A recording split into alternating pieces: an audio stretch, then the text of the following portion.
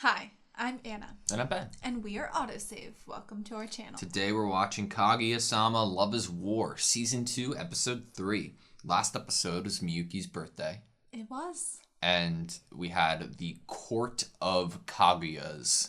Yes. And that with was child amazing. Kaguya as the judge. It was amazing. I loved it. I really, really liked last episode from every point you could imagine, from storyboarding, animation, sound, everything. It was very great. impressive. It really was. It was one of my favorite episodes of the series, actually. I would agree with that. It really stood out. You felt like the love put into that episode. Right, and I feel like I think it was great in terms of development, in terms of awareness of romantic feelings, and also a show of there being maybe part of both of them that don't necessarily always want to forever play a game and want to consider how the other person might feel. And I think that is great development. I agree with you. I'm excited to see where it goes. I have high hopes for this season after last episode as well. I'm ready. You? Yeah. Sweet. Ooh. Sounds romantic.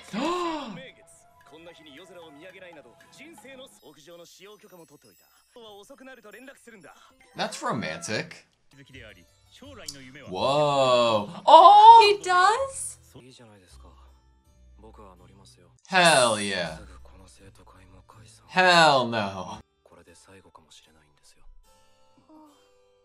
Give him some bunny ears and cheer him up.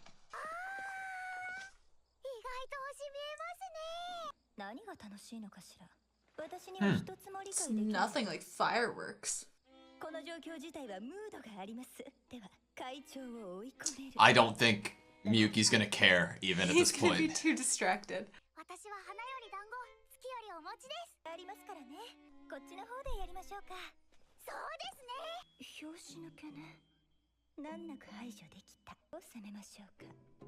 It's not gonna work, dude. It's a good move, though. Is this her imagination? It's not gonna work.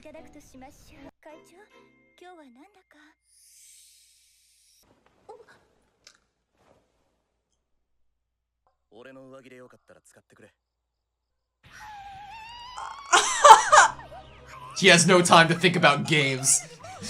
It was just his natural romantic thing to do. Oh my god. This man was so prepared to enjoy this moon. They're gonna share?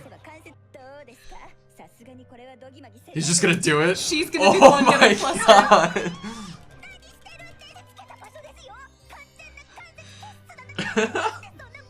He's gonna be so embarrassed in hindsight.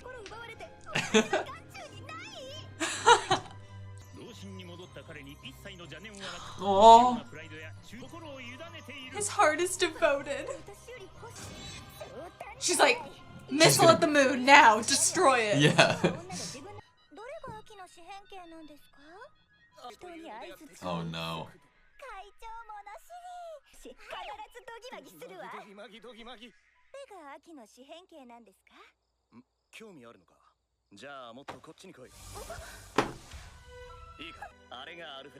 Oh my god.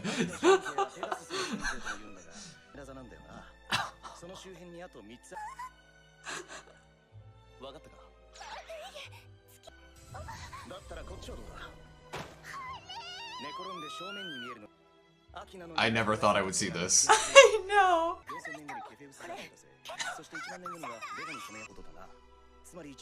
This is so romantic. Is he gonna realize what he did later? Yes, he's gonna feel so much embarrassment. Post-moon.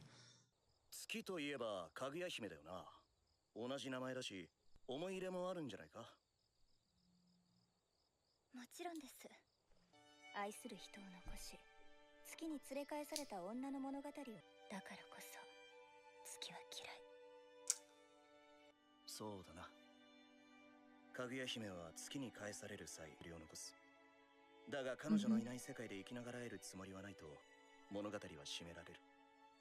ありとあらゆる手段で求婚者たちを退けた。相手を思って不死の薬なんて渡すと思うか。あの薬はいつか迎えに来て、そんなかぐや姫、人の寿命じゃ足りないくらいの時間がかかったとしても、一人が二人の間にあったとしてもって意味を込めて不死の薬を渡したんだと思う。男は言葉の裏も読まずに美談めいたことを言って薬を燃や、ひどい話だ。 Oh my 俺らは dang. 絶対かぐやを手放したりしないのだっ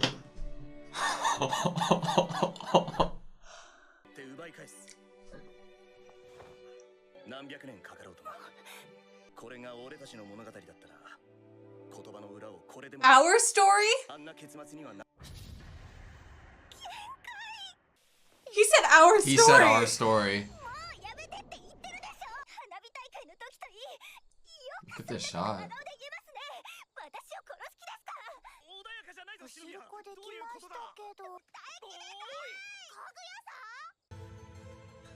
What? What is that? Oh, he remembered. Post moon, like you said. It's like Master Roshi's Kamehameha to explode the moon.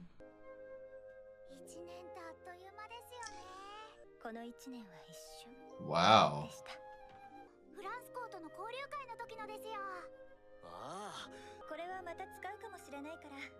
Does this mean they're gonna be third years? 占いも好きだよな。ん？なんだっけそれ。 This feels like a goodbye. Ishigami missed so many good things. Oh no.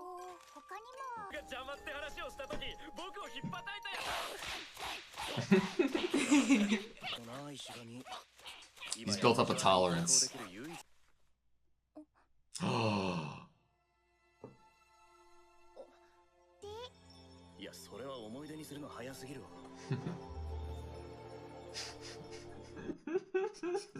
Is that toilet paper? Yeah. まあ、一箇所ありました。ここはついてなかったんですか。知らん。これぽっちも気づかなかった。ここが拠点になったそうなので、その時渋谷。 What? 最後の最後でとんでもない秘密出てきた。 What?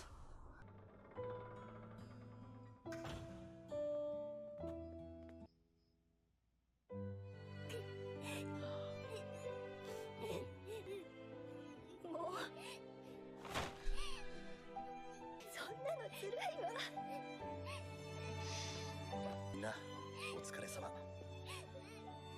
本当に。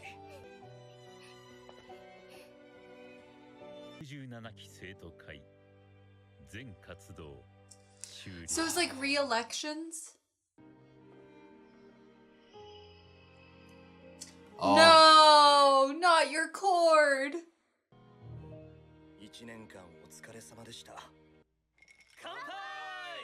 と思う人はいないと思いますよ。会長のみに与えられる周知院理事会推薦状 Wow. は世界中のを抱くことが可能となる。候補してみないか。僕が票を取れると思います。 Hell yeah! 僕だけでクラスの女の子は泣き出すんですよ。女を泣かせて僕も泣く。それで会長、おいおい篠宮、俺はもう会長じゃないぞ。どうでしたね。 Now you have to call him something Say else. his name. 会長が会長じゃないなら、白金さん、白金くん、みゆきくんってね。 Oh, I thought she said it. 恥じらいがありません。 Chica's gonna do it. ケイハキくんもおかわりいりますか。みゆきくんはコーヒーですよね。 Keep saying it. みゆきくんはアイスです。もうミュウ先輩と。 Mew? ケイハキでシリガルですが、アイスコーヒーでよかったんですよね。会長。だからもう会長じゃないんですって。みゆきくんがもう1年会長をやってくれたら全部丸く収まるの。この学校の生徒会長は激務だ。長がちょっとおかしいんだから。すでに理事長わがままを言っちゃダメ。そうよ。Whoa. It's a great shot. Oh, Wow. that was awesome. amazing. God, this is such an inspired show. I think it got better with the second season. Me too. 会う回数も減るのでしょうね。私が生徒会長になって会長を会計をしてもらって、そして柏木書記 What about Chica? なんてね。行くか。 Wow. 会長は頑張りすぎてしまうのでしょう。名前が変わったところでこれまでの日々は終わり。毎日夢を見ていわがまま言っちゃダメ。お疲れ様でした。白金さん。おう。口なじみが悪いですよ。わがまま言っちゃダメですか。一生に一度のわがままです。会長がいい。つまり篠宮は Oh, I love that they're only showing his mouth. 会長をやってほしいと。篠宮、これなんだと思う？そうかそうか、篠宮はそう思ってたか。He was gonna do it anyway. やってくれましたね。白金の勝利。つもりはないって言ってなかった？書くだけ書いて出すつもりはありませんでした。 He didn't intend to actually turn it in. 根性に続く。 That's the girl that's in the intro, right? Yeah. All right. That was Kaguya-sama Love is War Season 2, Episode 3. This show is better with the second season. The animation is better. I feel like everything's hitting better. I don't even know how to describe it. Granted, I love any show that I get to watch with you. The experience of watching shows with you is amazing, and it enhances whatever I'm watching. That being said, I feel I might be talking with rose-tinted glasses, but I feel like the animation, the story, the art, everything is just out of this world this season so far. No pun intended in reference to the moon. I haven't felt like there's been a lull Yeah. in an episode. It's specifically like we were saying how great last episode was, and then this episode came and we got the frickin' moon scene, and then we got student council disbanding. And like every second of it was entertaining and interesting and animated creatively. Every second of it has been deeper for me, which is bizarre because I keep expecting, I'm like, okay, it's unrealistic and not fair of me to expect the next episode to be as good as the last. That's not how series work. Like, you have to, pace that stuff out. But it has, for 3 straight episodes, been, extraordinary. Mm-hmm. Amazing. And I think they're successfully getting us closer and closer to believing that there could actually be a confession. Or there could actually be a time where the two of them actually get together and admit their feelings. You want to know why? Because Kaguya willingly lost here. She admitted that she wanted him to stay and was being selfish. She 100% lost here. There was no deeper game from her end. She was okay with losing and put her actual in loveness first. I think that's the definition of second season Kaguya. Right? She is more and more willing to... I think what's interesting to me is I think Miyuki, Shirogane, I feel like he, before Kaguya, would be able to drop his pride to be with her and to confess. I feel like Kaguya's the one who would fight tooth and nail to never let go of it, especially season 1 Kaguya. Mm-hmm. I was like, it felt like it was because of her that there would never be any momentum and they would never get anywhere because she would never let it happen. Yeah. Because I feel like Miyuki has shown us that if he's not thinking, if he's not focused on the game or trying to be impressive or trying to fit into this president role, then he completely just acts natural and romantic and sweet. But Kaguya is so, like, tight. I don't know how else to, like, describe it. It's like she is no relax. And I feel like second season Kaguya is finally breaking down the walls a little bit. Mm-hmm. A lot of it, actually, from first season. And now I'm actually seeing the possibility that they could end up together. I agree with you. I think you put that in a really good way, too, because starting off the series, you're just like, oh, it's the bit. Mm-hmm. If they ended up together, a bit for the whole time? Whatever, like it might happen. If it does, it might feel weird. It feels like progress being made. It feels really, really natural. I think we even said that in the first season, if there was a confession, we could never see it being an actual confession. Yeah. It'd be like an accidental somehow. They end up suddenly a couple and neither of them know how it happened. But now I feel like they could actually say it out loud. We're getting somewhere. Yeah. Yeah. I have the scene pulled up of Kaguya and Miyuki outside of Kaguya's residence. There is no doubt in my mind Hayasaka has stayed late and is looking with night vision goggles. But I have to say the Kaguya Moon storyline and just the dialogue that was written for Miyuki was life-changing. Oh, can we just read through him telling the story of Kaguya? It was amazing, wasn't it? And what he says at the end is amazing, and I think that's why we need to, like, read through the story of Princess Kaguya that he tells. I think part of what made it so amazing was Kaguya's break. Like, her break from the game being bashful and shy, let me show that I'm interested, because that's a way to get guys to like you. Like, and then, like, her reaction and blushing from what Miyuki is doing. Like, that was all very natural for her, but, like, it was a split-second break right when she had the, connection to the story. Right, there's, like, an actual wall that you see kind of...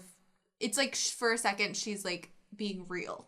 Yeah. And it's actually hitting her, like, in her heart. Yeah. I think they show it all on screen, too. Like, the moon reminds me of Princess Kaguya. You have the same name. Maybe you have a special fondness for it. And it's just, like, the realization, she closes her eyes, and then the way that she opens her eyes and it's drawn. It's so serious. You can see the tone. Because she sees it in a certain way. How could you not? Because, like, she says that she sees it as being forced to return home to the moon and abandoning the one she's loved. And we've asked ourselves, how was Kaguya's father going to possibly handle them ever being in a relationship? Is Kaguya supposed to have arranged marriages in her future and she couldn't actually be with Miyuki? And you wonder, the way that they show the moon from Kaguya's perspective here is very interesting. Mm-hmm. There's so much noise. There's like distortion. It's like there's a filter of how Kaguya's perception of this story is. And as the story gets broken down and shown through how Miyuki feels about it and his perspective, it seems like it's why they have the moon explode, too. Yeah. Because she probably sees the moon as being the representation of her being trapped in her family. Yeah. And it's amazing. It's beautiful. It's like forever. It's like she's supposed to be forever trapped in the sky away from everyone. And I 100% feel this was no game. Miyuki understood why she felt the way that she did. He said, makes sense. Like, makes sense that be how she interprets the story. And I think that deeper understanding and connection between the two, like, enriches their relationship beyond they both have a crush on each other and they're shy to admit it. I think I can completely agree that they both actually understand each other. Oh my god, yeah. We see it when Kaguya is talking to Chika about, like, how much work it must have taken for the president to juggle all these things at once. He has a job, he has school, he is being the president. Why would he do that again? Like, it's a complete understanding of each other. I'm sure this is an actual story that I just didn't know of. And it sounds like a real story. There's I think it might be a Pixar movie. It's either a Pixar or Disney movie recently that's like a similar plot. I don't know if it's the same story. It's probably inspired by the folklore, the same folklore. I don't think you've seen it, but it was really cute. The Jade Rabbit. No, I have not. I don't think that's the name. I can't remember the name of the movie, but there was a Jade Rabbit in it. The whole like idea of like this artificial story, like someone came down, they gave this person an immortality mixer, and him burning it as like what would you say, like a lack of acceptance of living without her. Yeah. I think that makes sense in a story and like is very believable. And the way that Miyuki interprets it is so beautiful. I think it's so beautiful. Do you think a woman like that would give an immortality potion to the one immortality potion to the one that she loved? Look at that. And the moon's reflected in his eyes. I always think that elixir was Princess Kaguya's message telling him, "I'll come back for you someday." And you don't see... I love when animes make the choice to not show a character's eyes. And obviously, the mouths aren't like super detailed. So it's not like you're seeing this like real life kind of expression and detail that happens when someone gasps or makes a certain expression with the lower half of their face. But it has worked, especially in this episode. This is probably the first time, and then the Miyuki scene at the end was the second time, that they so easily convey an emotion with the less detailed portion of a person's face in anime.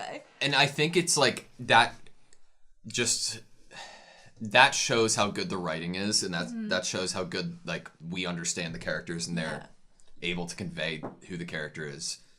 Because normally the eyes are so much the place where you get that emotion, especially in anime where the eyes are drawn normally to be very, very interesting, detailed, and in this show they move. Yeah. It's like the internal red of Kaguya's eyes moves. It's interesting because I think this show does show a crazy amount of emotion through the way that eyes are drawn, and it feels like since they chose not to show us the eyes, it's putting more importance on the dialogue and the actual feelings of the character rather than showing us. Yeah. It's like another step of showing that this isn't a part of the bit and isn't a part of the game. Yeah. It's just two people that could be anyone just sitting on a roof. Even if it would have taken more time than a human lifespan, even if the distance between them was hopeless, I think she gave him the elixir of immortality, imbuing it with the meaning, "I'll wait for you forever." But the man didn't pick up on our message. Okay, we're getting to it. We're getting to like the biggest like can't stop smiling. What the hell ever. It's a cruel story. If it had been me, I never would have let Kaguya go. That's not even it. That's not even it. I would have gone to the moon and stolen her back. No question. Even if it would have taken decades, even centuries. Enough. If it had been our story, I would have read the meaning between the lines and would have had a very different ending. And you know why I believe that? Because Miyuki understands Kaguya. Yep. He would know what her meaning behind giving that elixir was. I cannot believe he said that. I cannot believe it happened. It's like so self-aware and so natural. It's like in this moment, he's basically saying, I know that I like you and I know that you like me. We just haven't admitted it to each other yet and we're not dating yet. You wonder, so like towards the end of this episode, we have the understanding that going forward, if the president is no longer president, they would not interact as much, right?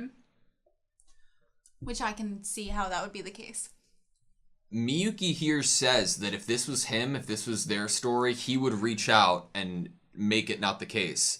And that's oh my gosh, that's a great thing to say. That brings up the second half of the episode. Exactly. And Kaguya, through action, reached out and didn't let him Gave go. him the elixir of immortality, the meaning, the message, saying she didn't want him to not be president anymore. Well, I don't even think it was him. Like, I don't think it was her giving him the elixir. I think that he had given her the elixir by, like, having all the information and stuff, and then her not letting it go on. Like, her just shutting up, I think we understood Miyuki would not have been president. Mm-hmm. She sacrificed all the games, no matter how it would make her look in the situation, and reached out and grabbed him, literally, to do this. It was amazing. It's weird because Miyuki said I would have gone to the moon and stolen her back. So you'd think that in the end he would have already put in the form to be president again, because he would have done that extra step. But having Kaguya do it was so rewarding and such a payoff, I think. I think it was more of a payoff for us as the viewer, and more satisfying that he wasn't necessarily intending to be president anymore, and it's because of what she said that he actually turned in the paper. Yep. You know, I wonder if like what Kaguya said to Miyuki on the rooftop, like it was the fireworks display and now this. If we're looking at like the terms of physical significance and actually making a move, I think it's very clear to me Miyuki has done more in that field than Kaguya recently. Like, not to say Kaguya hasn't, because she has, but maybe Miyuki feels like I'm putting work into this. Like, even though I feel weird about it, the moon thing did happen. I wonder if he doubts continuing. I know he does a little bit, but I wonder if he's doubting if Kaguya feels it all the same way and wants like a, effort back in a small way. I think that's a good thing to bring up, that Miyuki has made moves, whether he's aware that they are moves or not, because it seems like he's made moves when he's being naturally himself, and they're romantic moves. But the only two moves I can think of from Kaguya, one of them, she was sick with a fever, and the other one could have been read as platonic, giving him a piece of cake. Yeah. Like, I feel like her moves aren't as romantic and kind of putting yourself out there. They're more safe. As his have been. Yeah. I think until now. Until she reached out and said, "Can I be selfish?" And I think that, I don't know, I thought it was great. I also loved that she didn't feel like Shirogane, like, saying that was the correct, it didn't feel right, I thought we were going to get a Miyuki, but yeah. I think it was better for her to say that she wanted him to keep being president. Yeah. I did love that Ishigami chose nickname, though. Yeah. I want more Ishigami. I felt for him when he realized that his distance at the beginning and the fact that he was always the invisible member of the council, he regretted it. Yep. That's and I really powerful. Felt for him. Me because too. He was realizing, oh my gosh, all that time that I immediately ducked out and went home, they were having these memories. Yeah. It's heartbreaking. And like, that's so relatable to have him feel that. Yeah. So I wonder if this girl's gonna run for election and maybe like they come to some deal that Shirogane like is training her to be a successor. Yeah, I was trying to think of what other role there is. If we keep the original 4 in their roles, what other role is there? True. Because when Kaguya was saying who she would put in the 4 roles, I love that she kept Ishigami, but then she was like, Kashiwagi is the secretary. And I'm like, poor Chika did not deserve this. What is the band on the girl, though, shown at the end? The yellow? Yeah. Miyuki brings up a committee that I guess helps with the council. When we were learning about him receiving the recommendation, he doesn't need to be president anymore. He already has that. Yeah. And I'm wondering if it's like a disciplinary committee and or like, I'm not sure. Maybe that's what the bracelets around their arms are, is some committee that works under the student council. I hope Kaguya doesn't get jealous. Oh, okay. Romance shows normally introduce, whether convincing or not, a second possible runner-up love interest to create a kind of push needed to eventually get to confession. So I like that. This show hasn't really had a true rival or a true kind of jealousy. I mean, Kaguya's gotten jealous of, like, Chika, but it's been, like, silly and funny. Yeah. So it would be an interesting take. It would. To put in that. Before we close out, you and I both audibly made sounds at this shot of water or Coke filling up or coffee filling up. I think it was iced tea. Whatever it being, and then transitioning to Kaguya, and it was iced coffee. And it was so good. And then as it fills up, you see her reflection. Yeah, I know this is a stretch, but the way that it's the liquid's animated, it almost reminds me of Kaguya's hair. Like, and then it like transitions into her hair.